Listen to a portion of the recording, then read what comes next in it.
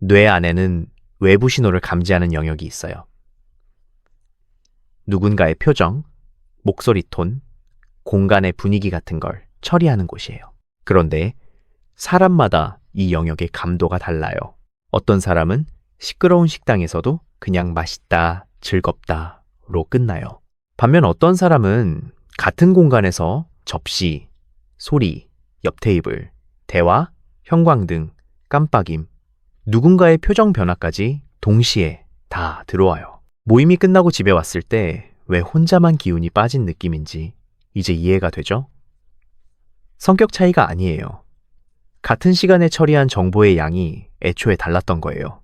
뇌의 감도가 높게 설정된 사람들은 쉬는 순간에도 뇌가 활발하게 돌아가요. 분석하고, 연결하고, 의미를 붙이는 작업이 멈추지 않아요. 혼자 있는 시간을 즐기는 사람들의 뇌를 들여다보면 생각하고 판단하는 영역이 쉬는 순간에도 더 활발하게 돌아가고 있어요.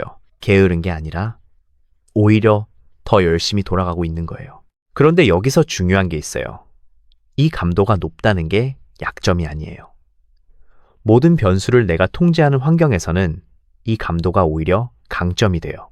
미세한 차이를 감지하고 깊이 있는 관찰을 하고 세밀한 부분에서 의미를 발견하는 능력. 바깥에서는 과부하를 일으키는 그 감각이 집 안에서는 꽃을 피워요. 뇌 안에는 외부 위협을 감지하는 영역이 있어요. 이 부위는 주변 환경에서 오는 신호들을 실시간으로 분류해요. 누군가의 표정이 살짝 바뀌거나 목소리 톤이 미묘하게 달라지거나 방 안의 공기가 어색해지는 것. 어떤 사람들은 이 감도가 낮게 설정되어 있어요. 웬만한 신호는 그냥 흘려보내고 자기 대화에 집중해요. 식당에서 옆 테이블 소리가 크게 들려도 잠깐 신경 쓰이다. 금방 잊어요. 반면 감도가 높게 설정된 사람은 달라요. 그 옆 테이블 대화가 들리고 주방에서 나는 소리도 들리고 누군가의 표정 변화도 눈에 들어오고 조명이 너무 밝다는 것도 느껴져요. 이 모든 걸 동시에 받아들이면서 뇌는 쉬지 못하고 계속 처리하고 있어요. 그래서 에너지가 남다르게 빠질 수밖에 없는 거죠. 그러면 왜 집에서는 다른 걸까요? 밖에서는 내가 통제하지 못하는 자극이 끊임없이 들어와요. 예측할 수 없는 대화, 예측할 수 없는 분위기, 예측할 수 없는 소음. 이 긴장 상태가 몇 시간 지속되면 뇌는 실제로 지쳐요. 근육이 오래 긴장하면 통증이 오는 것처럼 뇌도 긴장이 쌓이면 회복이 필요해요. 집에서는 달라요. 조명도 내가 정하고, 소리도 내가 정하고, 대화도 내가 정해요. 뇌가 경계를 풀 수 있는 유일한 조건이 여기서 만들어지는 셈이에요. 이게 게으름이 아니에요. 자기 뇌에 맞는 환경을 정확히 알고 그걸 만들어낼 줄 아는 거잖아요. 정밀한 장비를 가진 사람이 그 장비의 성능을 극대화하기 위해 최적의 환경을 세팅하는 거예요. 이런 뇌를 가진 사람들에게 공통적으로 나타나는 특징이 있어요. 5가지를 이야기해 볼게요. 첫 번째, 겉도는 대화에서 유독 힘이 빠져요. 주변을 잘 관찰해 보면 알 수 있어요. 같은 모임에 있어도 어떤 사람은 5시간을 웃고 떠들다 나와서 너무 재밌었다. 다음에 또 하자 하는데 어떤 사람은 2시간도 안 돼서 완전히 소진돼요. 처리한 정보의 밀도가 달랐기 때문이에요. 그 모임에서 일어난 모든 것을 훨씬 더 세밀하게 받아들인 사람과 그렇지 않은 사람의 차이예요. 모임 자리에서 이런 경험 있어요? 사람들이 웃고 떠드는데 아무도 진짜 이야기는 안 하고 있다는 느낌. 각자 다음에 할 말 준비하면서 듣는 척하는 그 흐름이 너무 선명하게 보이는 순간. 이건 사교성의 문제가 아니에요. 겉만 있는 교류에 뇌가 의미를 찾지 못하는 거잖아요. 영양가 없는 걸 억지로 먹는 것처럼 시간을 써도 뭔가 허전한 느낌이 남아요. 그런데 반대로 이 사람들이 진짜 연결을 느끼는 대화를 할 때는 완전히 달라요. 시간이 어떻게 지나갔는지 모를 만큼 빠져들고 에너지가 오히려 차오르기도 해요. 사람이 싫은 게 아니에요. 깊이 있는 연결에 대한 기준이 높은 셈이에요. 그 기준이 충족되는 대화에서는 누구보다 활기차게 반응해요. 2번째, 감각이 남다르게 예민해요. 이게 단순히 소리에 민감하다는 게 아니에요. 분위기를 읽는 능력, 사람 사이의 미묘한 긴장을 감지하는 능력, 말하지 않은 것을 느끼는 능력, 이것도 다 감각의 일부예요. 어떤 공간에 들어서면 그 공간의 에너지를 금방 파악해요. 오늘 분위기가 어떤지, 누가 기분이 안 좋은지, 대화가 어떤 방향으로 흐를지, 이 능력 덕분에 사람의 마음을 잘 읽고 상황을 빠르게 파악하고 깊이 있는 공감을 할 수 있어요. 하지만 동시에 그 능력이 에너지를 많이 소모해요. 사람으로 꽉 찬 식당, 대부분의 사람에게는 활기찬 풍경이에요. 하지만 어떤 사람에게는 달라요. 접시 부딪히는 소리, 여기저기서 동시에 들리는 웃음, 옆 테이블에서 나누는 대화, 형광등의 미세한 깜빡임. 다른 사람들이 그 소음을 배경으로 처리하는 동안 이 사람의 뇌는 그 하나하나를 의미 있는 정보로 받아들이고 처리해요. 그래서 같은 2시간을 보내도 소진한 에너지의 양이 달라요. 집에서는 이 모든 변수를 직접 조율할 수 있어요. 조명의 밝기를 낮추고, 소리를 고르고, 온도를 맞추고, 이게 게으른 사람이 하는 행동이 아니에요. 정밀한 장비를 가진 사람이 그 장비의 성능을 극대화하기 위해 최적의 환경을 세팅하는 거예요. 3번째, 집이 일종의 작업실이에요. 밖에서 보면 그냥 집에 있는 것처럼 보이지만 이 시간이 그냥 흘러가는 게 아니에요.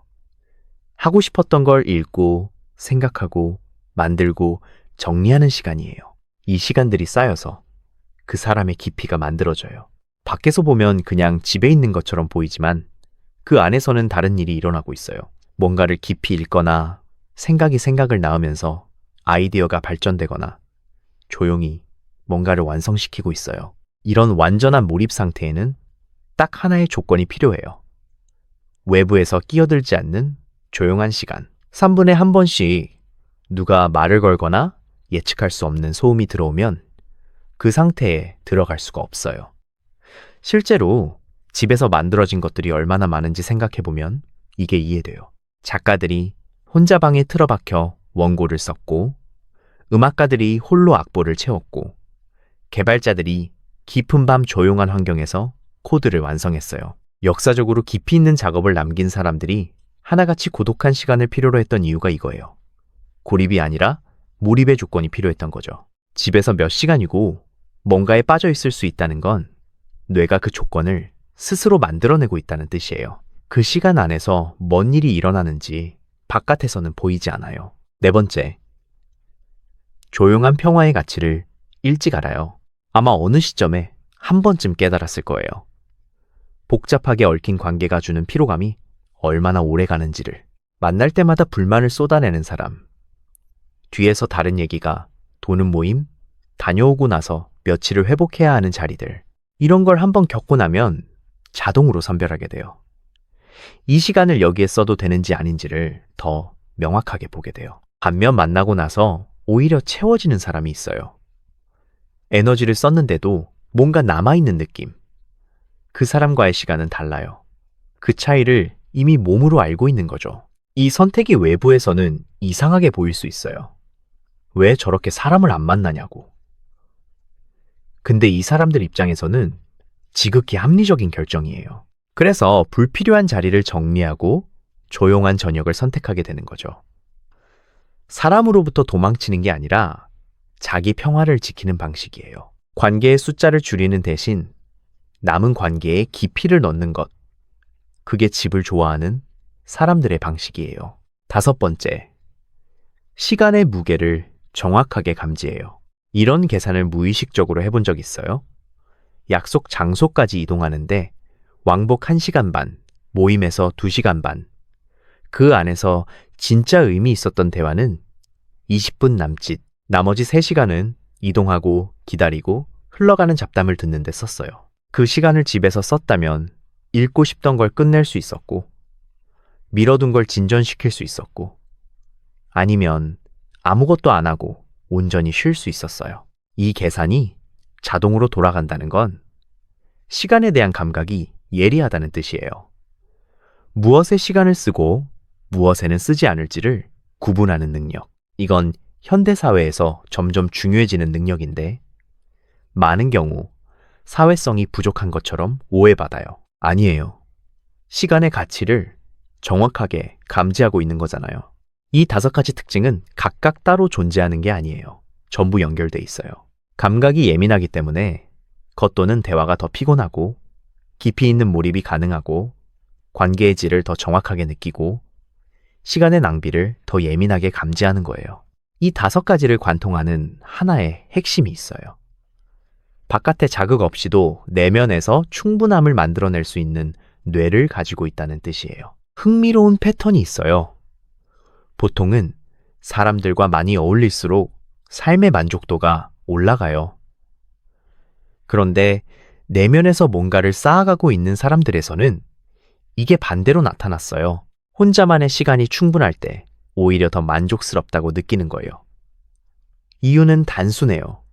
뭔가를 향해 가고 있는 뇌는 그것과 관계없는 자극을 오히려 방해로 받아들여요. 이미 안에서 충분히 바쁜 뇌는 바깥에 가벼운 자극이 오히려 방해가 돼요. 그래서 가벼운 자극이 필요하지 않은 거예요. 이미 안에서 충분히 바쁘기 때문이에요. 현실적인 이야기를 해볼게요. 뇌 구조가 이렇다고 해서 세상과 완전히 단절하고 살 수는 없어요. 직장도 있고, 가족 모임도 있고, 나가야 하는 순간은 반드시 와요. 나가기 전에 오늘 밖에서 쓸 수 있는 힘을 미리 정해두는 거죠.